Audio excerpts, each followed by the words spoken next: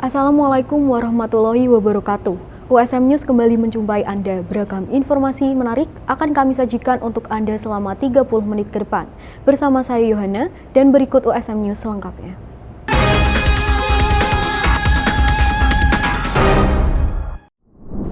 KKN Internasional USM kembali digelar di tahun ini. Sebanyak 11 mahasiswa dan 3 dosen Universitas Semarang akan menyelenggarakan program KKN dan pengabdian internasional yang berlangsung di Thailand. Sebanyak 11 mahasiswa dan 3 dosen Universitas Semarang resmi diterima oleh Al-Hidayah Wakaf Foundation Thailand pada Rabu lalu dan menandai dimulainya program KKN dan pengabdian internasional. Program yang berlangsung hingga 7 Oktober 2024 mendatang itu akan digelar di 3 lokasi berbeda, yaitu Patana Witaya School di Yala, Muslimin Suksa di Hatyai, dan Worosan Sart School di Yala. Kuliah kerja nyata atau KKN internasional diikuti 7 mahasiswa yang berasal dari berbagai program studi yang ada di Universitas Semarang. Mereka akan menjalankan berbagai kegiatan sosial yang dirancang untuk memberikan manfaat langsung bagi masyarakat lokal di Thailand. 3 dosen USM juga turut berangkat dan mendampingi serta menunjukkan peran dalam kegiatan pengabdian kepada masyarakat. Profesor Hardani Widyastuti dari Magister Psikologi, Andi Nurcahyo SPD MPD dari Prodi S1 Teknik Sipil, serta Faisal Yusuf BAMM MBA dari Prodi S1 Pariwisata akan memberikan pendampingan dalam bidang kesehatan mental, keterampilan fisik, dan kebersihan serta memberikan edukasi mengenai tata krama yang berkelanjutan guna mendukung kesejahteraan masyarakat. Faisal Yusuf yang juga menjadi Kepala Satuan International Office di USM mengungkapkan, program KKN internasional ini diharapkan menjadi awal dari kolaborasi yang lebih luas antara USM dan lembaga-lembaga pendidikan di Thailand. Program ini menjadi wujud nyata dalam merawat hubungan persahabatan antar kedua negara, yakni Indonesia dan Thailand, khususnya dalam bidang pendidikan dan pengabdian kepada masyarakat. Pekan Olahraga Nasional atau PON 21 Aceh Sumut tahun 2024 berlangsung meriah. Dukungan juga diberikan oleh PLN UP2D Jateng dan DIY hadir berkolaborasi mendukung penyediaan listrik tanpa kedip. Menjadi ajang kompetisi bergengsi akan olahraga nasional atau PON Aceh Sumut 21 tahun 2024 sukses digelar. Acara yang berlangsung 8 hingga 20 September 2024 itu turut didukung berbagai pihak. PLN memastikan pasokan listrik stabil dan andal tanpa gangguan, khususnya di venue-venue pertandingan. PLN UP2D Jateng dan DIY turut mengambil peran dengan mengirimkan 2 truk UPS mobile dengan kapasitas masing-masing 100 kVA yang siap memberikan pasokan listrik tanpa kedip selama acara berlangsung. Langkah ini menjadi bentuk kolaborasi PLN dengan pihak-pihak terkait guna memastikan kenyamanan dan keamanan kelistrikan yang menjadi faktor krusial bagi suksesnya acara sebesar PON. Menteri BUMN Erick Thohir mengapresiasi PLN atas kontribusinya dalam memastikan kelancaran PON 2024. Di bawah kepemimpinannya, sinergi antar BUMN terjalin semakin kuat dan mampu memberi dampak signifikan dalam berbagai sektor termasuk bidang olahraga nasional. Senada dengan apresiasi Menteri BUMN itu tersebut, manajer PLN UP2D Jateng dan DIY Mosadli menyatakan bahwa UP2D Jateng dan DIY terus berkomitmen untuk memberikan layanan terbaik dan memastikan keandalan listrik tanpa kedip. Kehadiran UPS Mobile menjadi bagian untuk menjaga stabilitas listrik di lokasi-lokasi strategis acara. Langkah proaktif PLN ini diharapkan dapat mendukung kelancaran jalannya pertandingan, memberikan kenyamanan bagi para atlet dan penonton, serta mendukung suksesnya PON 21 sebagai salah satu event olahraga terbesar di Indonesia. Puluhan pengurus dan kader Partai Golkar DPD Grobogan, Jawa Tengah menggelar deklarasi dan konsolidasi untuk menenangkan pasangan calon kepala daerah yakni calon Gubernur Lutfi Tajuyasin dan calon Bupati dan Wakil Bupati Setio Hadi Sugeng yang didukung 42 kursi di DPRD dalam Pilkada 2024. Calon Bupati dan Wakil Bupati Grobogan berjanji akan meneruskan pembangunan di Grobogan dan memprioritaskan infrastruktur pertanian untuk mewujudkan Grobogan lumbung pangan nasional. Ratusan kader dan pengurus Partai Golkar DPD Grobogan, Jawa Tengah menggelar deklarasi dan konsolidasi internal untuk pemenangan bakal calon Gubernur Jawa Tengah Lutfi Yassin dan calon Bupati dan Wakil Bupati Grobogan Setio Hadi Sugeng dalam Pilkada serentak 2024. Dalam konsolidasi pemenangan calon kepala daerah tersebut, DPD Golkar juga menghadirkan bakal calon Bupati dan Wakil Bupati Grobogan Setio Hadi Sugeng untuk turut memberikan semangat kepada kader Golkar. Di hadapan kader Golkar, bakal calon Bupati dan Wakil Bupati Setio Hadi Sugeng yang diusung 9 partai ini berjanji akan meneruskan program pembangunan Bupati sebelumnya dan akan memprioritaskan pembangunan infrastruktur pertanian dalam mewujudkan Grobogan sebagai lumbung pangan nasional. Sementara Ketua Partai Golkar DPD Grobogan Muhammad Sidik mengatakan, bila kader Golkar akan tegak lurus sesuai instruksi DPP Golkar untuk mengkampanyekan dan memenangkan calon kepala daerah, yakni untuk calon Gubernur Jawa Tengah Lutfi Yassin dan calon Bupati dan Wakil Bupati Grobogan Setio Hadi Sugeng dalam Pilkada 2024. Ini kita dari Partai Golkar mengadakan konsolidasi pemenangan untuk pasangan Setio Hadi dan bahwa menepis isu-isu bahwa Golkar tidak serius dalam hal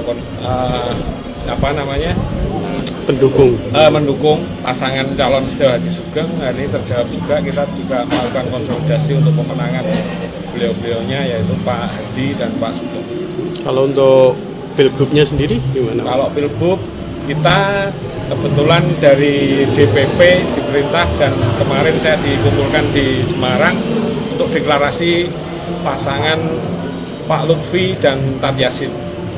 Jadi kita siap juga, cuman kita belum ada konfirmasi untuk kegiatan konsolidasi di tingkat kabupaten. Tapi teman-teman di lapangan sudah bekerja dan membentuk tim untuk memenangkan pasangan Pak Lutfi dan Tat Yassin. Konsolidasi hari ini yaitu jajaran pengurus Kabupaten Grobogan, Golkar Kabupaten Grobogan, semuanya di jajaran kabupaten dan ketua Golkar sekecamatan Kabupaten Grobogan. Konsolidasi ini ada apa harapannya nanti? Harapan saya supaya Partai Golkar itu bersama-sama Hadi Sugeng untuk memenangkan Pilgub Grobogan. Ada arahan apa tadi, Pak? Arahnya kita bersama-sama mengajak masyarakat semua pilkada ini bisa berjalan dengan baik dan tidak ada secara damai sambil ya biasa-biasa saja lah, secara damai dan di Grobogan ini berjalan dengan baik. Target perolehan suaranya berapa, Pak? Perolehan suara. Kalau perolehan suara kita targetkan Hadi Sugeng minimal ini ya, minimal 65%. Bisa saya dengan Pak Sugeng ini bekerja keras, yang penting bekerja keras turun ke bawah sampai akhir tanggal 27 November.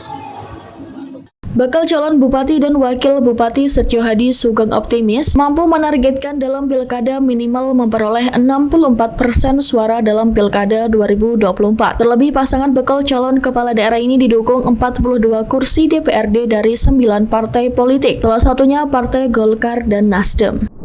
Dibangun dengan bahan dasar kayu yang ramah lingkungan, Mikrolibrari Warak Kayu hadir bagi masyarakat Kota Semarang. Kehadiran bangunan unik ini mampu menyuguhkan spot menarik di Kota Semarang sekaligus ruang terbuka untuk beraktivitas dan membaca.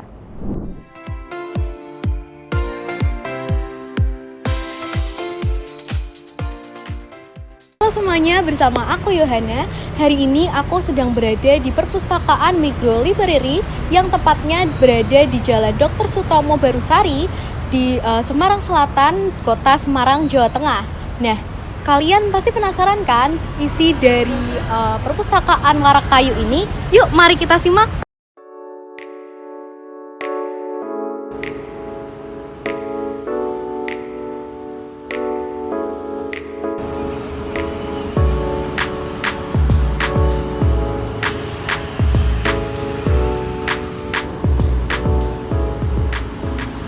Saya Nungki, saya pustakawan dari Mikrolibrari Warak Kayu Semarang.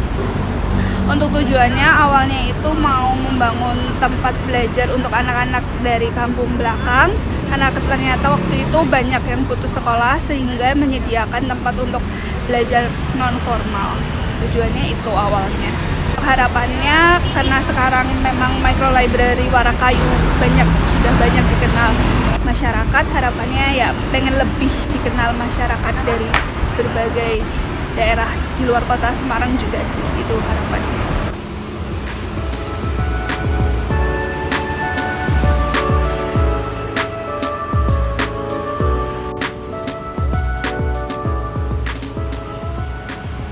Nah, pemirsa, ternyata di sini juga ada fasilitas yang bisa kalian nikmati seperti ayunan yang sedang aku naikin ini untuk kalian yang ingin bersantai-santai dan menikmati angin sepoi-sepoi.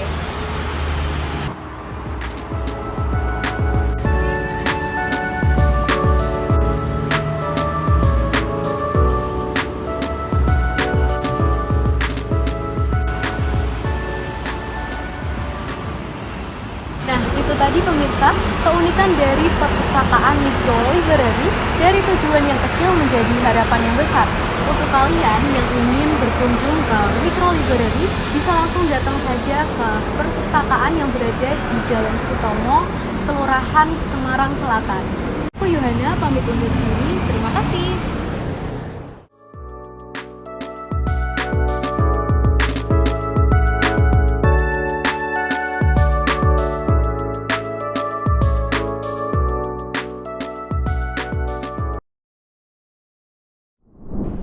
Universitas Brawijaya dinilai merupakan lembaga yang tepat sebagai mitra strategi bagi Komnas Perempuan untuk mengawal penanganan kekerasan terhadap perempuan. Hal ini ditegaskan oleh Ketua Komnas Perempuan Andi Yentriani dalam konferensi pengetahuan dari perempuan dan Universitas Brawijaya.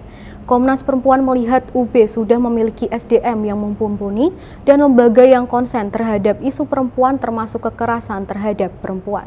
Ketua Komnas Perempuan Andi Yentriani menjelaskan bahwa pihaknya senang dapat bekerja sama dengan Universitas Brawijaya. Dalam hal isu penanganan kekerasan terhadap perempuan, Andi menilai UB memiliki sarana yang memadai. Saat ini Komnas Perempuan sudah menerima 4.300 laporan tentang tindak kekerasan terhadap perempuan. Untuk itu, kolaborasi dengan berbagai lembaga termasuk Universitas Brawijaya menjadi penting untuk dilakukan. Sebetulnya kalau kita lihat di awal, idenya adalah ini hextapelix ya, jadi ada banyak institusi yang terlibat dan menggunakan kampus.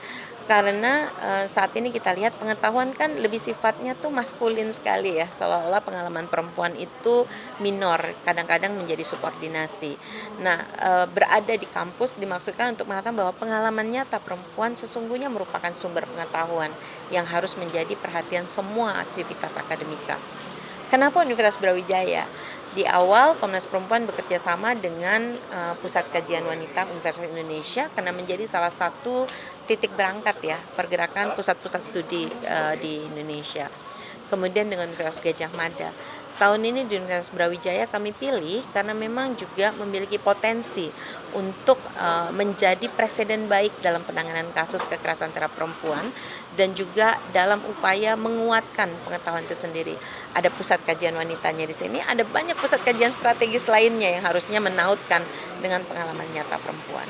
Universitas Brawijaya sendiri saat ini memiliki berbagai lembaga seperti Pusat Studi Gender, Satgas PPKS, dan Unit Layanan Tindak Kekerasan Seksual dan Perundungan hingga tingkat fakultas. Dari Malang, tim liputan UBTV melaporkan untuk USM TV. Untuk menjaga habitat landak Jawa terjaga di alam, Pusat Studi Komunikasi Lingkungan Vkom Unpad serahkan landak Jawa hasil temuan ke BKSDA. Masyarakat dihimbau untuk menyerahkan hewan liar termasuk landak Jawa ke BKSDA untuk dilepas liarkan sesuai dengan situasi dan kondisi lingkungannya. Berikut laporan tim Divia Unpad TV untuk USM TV. Pusat Studi Komunikasi Lingkungan Vkom Unpad serahkan landak Jawa atau Hisrik javanica ke BKSDA Jawa Barat Selasa 17 September. Landak Jawa merupakan hewan yang dilindungi sesuai Peraturan Menteri Lingkungan Hidup dan Kehutanan Nomor P.106 Men LHK Sekjen Kum 16 2018. Landak Jawa ini ditemukan di kawasan Jalan Pajajaran Bandung dan diduga dipelihara oleh masyarakat. Sementara itu, Pusdikomling Vkom Unpad menerima hewan liar ini usai direscue oleh UPT Barat Dinas Pemadam Kebakaran Kota Bandung. Berselang sehari, Pusdikomling menyerahkan landak Jawa ini ke BKSDA Jawa Barat. IUCN menyebut landak Jawa memiliki status konservasi dengan resiko rendah atau least concern. Namun demikian, hewan endemik Indonesia ini terancam eksistensinya, di mana landak Jawa masih sering dipelihara, diburu, serta dikonsumsi dagingnya. Usai melakukan penyerahan dari Pusdikomling ke BKSDA Jawa Barat, peneliti Pusat Studi Komunikasi Lingkungan Vkom Unpad Dr. Herlina Agustin menyebut, pelepasan hewan liar di bukan habitat akan menyebabkan kematian pada hewan tersebut. Dirinya juga berharap masyarakat yang memelihara satwa liar untuk segera menyerahkan ke BKSDA. Dugaan kami ya, asumsinya ini satwa peliharaan yang mungkin dilepas karena kan sudah belajar dari kasus Bali gitu, jadi mungkin dilepas liar gitu. Dan kalau lepas liar sembarangan, untungnya ketemu sama damkar, dievakuasi. Kalau enggak bisa mati karena itu bukan habitatnya dia. Pertama, kalau tidak dia habitatnya dia, pasti dia tidak bisa hidup karena nggak dapat makan dan sebagainya. Yang kedua, biasanya kalau sudah hasil peliharaan, dia kemampuan untuk bertahan hidup cari makannya itu menurun, berkurang. Maka tugas BKSDA untuk merehabilitasi satwa tersebut. Dan ini kan nambah kerjaan sebenarnya ya Pak ya, gitu. Jadi kita berharap mudah-mudahan teman-teman yang memelihara satwa liar dilindungi, segera serahkan ke BKSDA dan jangan pelihara satwa liar. Kalau bisa jangan pelihara satwa liar, apalagi yang dilindungi. Sementara itu, Pengendali Ekosistem Hutan BKSDA Jawa Barat, Mamat, menyebut usai diterima, landak Jawa ini akan diperiksa oleh dokter hewan sebelum dilepas liarkan di Taman Buru Gunung Masikit, Karembi. Landak Jawa ini setelah diserah terimakan dari Unpad ini, rencana kita dilakukan transit dulu di Balai Besar KSDA, Jawa Barat, untuk dilakukan pemeriksaan dulu, apakah layak untuk dilepas liarkan ke alam atau tidak, atau ada perlu penanganan lain, karena kita lihat nanti kondisi satwanya. Kalau kondisi satwa itu sehat dan liar, Balai Besar KSDA Jawa Barat langsung melakukan pelepas liaran ke alam. Jadi tidak terlalu lama, paling kita kalaupun itu perlu penanganan, kita lakukan ke LK, Lembaga Konservasi yang bekerja sama dengan Balai Besar KSDA. Lembaga konservasi kan banyak untuk di wilayah Bandung ini. Apabila sudah siap untuk dirilis, dilepas liarkan, nanti akan dilepas liarkan. Apabila ini tidak sehat, dalam kondisi sehat, tidak terkena penyakit, kita langsung lepas liarkan. Landak Jawa banyak ditemukan di hutan, dataran rendah, kaki bukit, serta area pertanian. Hewan ini memakan rumput, daun, buah, dan sayur. Landak Jawa memiliki duri berwarna coklat kehitaman yang dapat tumbuh sepanjang 20 cm. Dari Jatinangor, Sumedang, Tim Liputan Divia Unpad TV untuk WSM TV. Pemirsa, Dewan Pimpinan Australia Indonesia Institute melakukan kunjungan ke Universitas Hasanuddin pada 13 September 2024, tepatnya di Gedung Rektorat Lantai 8. Kunjungan tersebut membahas mengenai kerjasama antara Australia Indonesia Institute dengan Universitas Hasanuddin. Berikut informasi selengkapnya untuk Anda. Australia Indonesia Institute didirikan pada tahun 1989 yang bertujuan sebagai wadah perkumpulan, pertukaran dan penyebaran informasi serta sebagai sumber saran untuk mendukung, mempererat dan mengembangkan hubungan antara masyarakat Australia dan Indonesia. Dewan Pimpinan Australia Indonesia Institute melakukan kunjungan ke Kota Makassar pada 13 September 2024. Dalam rangka kunjungan tersebut, tim dari Australia Indonesia Institute melakukan pertemuan dan diskusi bersama penerima hibah AII dalam hal ini ke Universitas Hasanuddin mengenai bahan bangunan rendah karbon dan membahas mengenai proyek inovasi Unhas yang berhasil lolos untuk tahap pendanaan oleh Australia Indonesia Institute. Nah, Australian Indonesian Institute ini melihat bahwa Universitas Hasanuddin itu sebagai salah satu universitas yang cukup terkenal, dan bukan hanya terkenal tetapi ternyata kita juga itu dinilai oleh mereka ya itu layak untuk kemudian diajak kerjasama begitu. Jadi kita dihubungkan dengan beberapa universitas-universitas yang ada di Australia itu untuk menggarap beberapa proyek ya yang memang sangat-sangat khas di Indonesia. Dari 200 proyek yang diterima itu hanya sekitar mungkin 30-an, dan itu 3-nya ada dari Unhas yang dibiayai oleh Australian Indonesian Institute ini. Well, it all depends. If Hassan University sends us grant requests, well then we will hopefully be able to give them money to enable those research projects to continue. But every year we await the requests from Unhas and from Australian universities to see. But our hope is we have an increasing budget and we have a very strong commitment to working to collaboration with Eastern Indonesia, and that's part of the Australian government policy. So we hope to be able to give more money in future to the kinds of projects that are now running between Unhas and Australian universities such as Murdoch and Swinburne.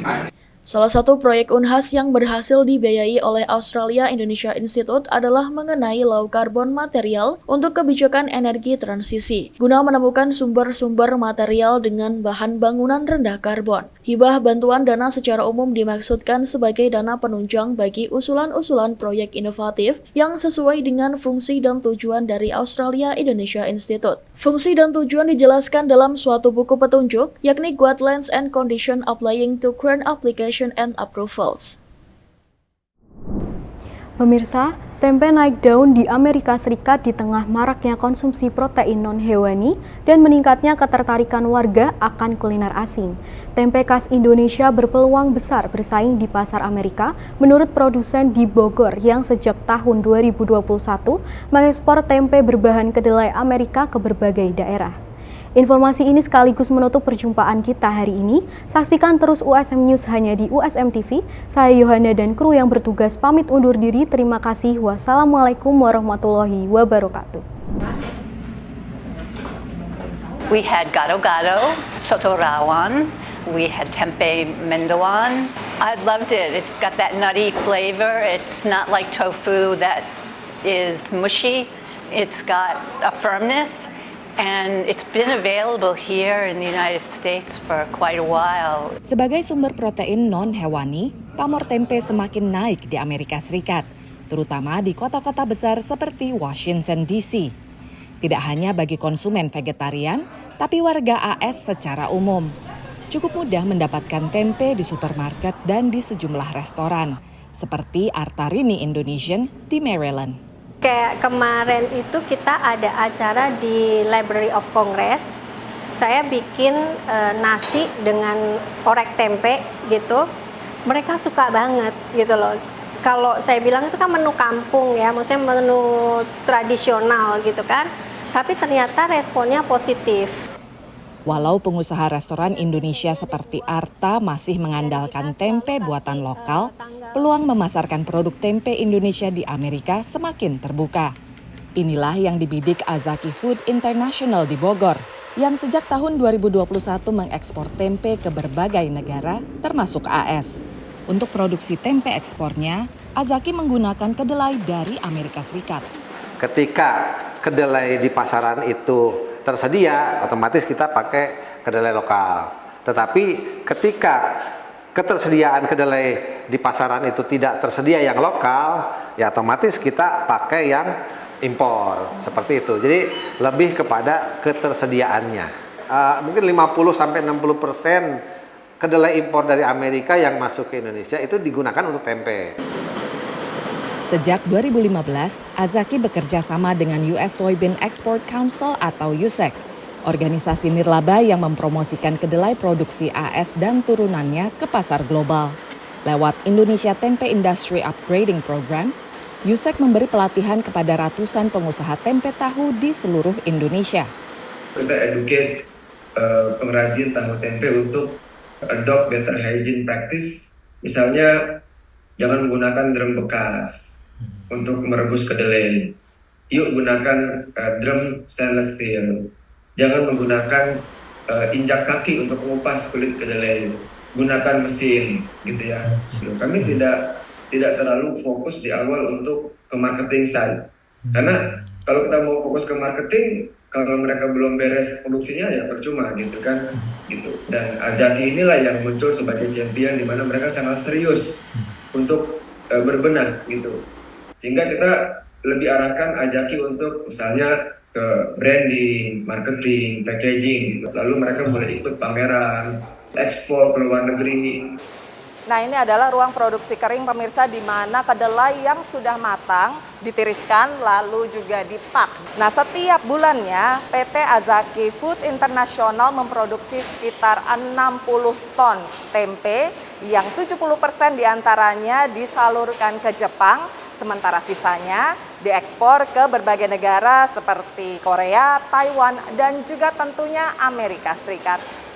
Dan yang menarik adalah orang-orang Amerika sendiri menginginkan tempe dari Indonesia sebagai negara asal. The Indonesian is more flavorful. I think that there's more of the whole soybean or pieces of the soybean. It's just got a much nuttier flavor. You don't need to add anything. Kini Azaki bekerja sama dengan pihak ketiga dalam distribusi ke Amerika Serikat sambil menjajaki peluang lebih besar. Menurut Future Market Insights, nilai penjualan bersih tempe di Amerika Serikat tahun 2023 mencapai 4,2 miliar dolar dan terus berkembang. Dari Bogor, Jawa Barat dan Kensington, Maryland, Aryatna Budianto dan tim VOA.